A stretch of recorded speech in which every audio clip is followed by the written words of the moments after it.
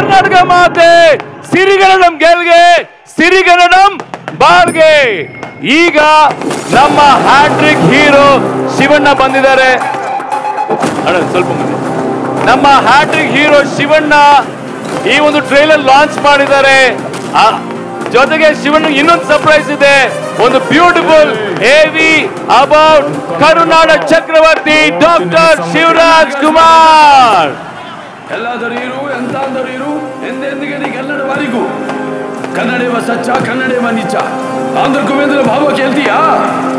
ಕನ್ನಡ ಎಂದು ಕೃಷ್ಣದೇವರಾಯ ಹಾಗ ವೀರ, ದೊಡ್ಡಮನೆ ಕಂಠಿದವ ರಾಜಕುಮಾರ ಹಾಗ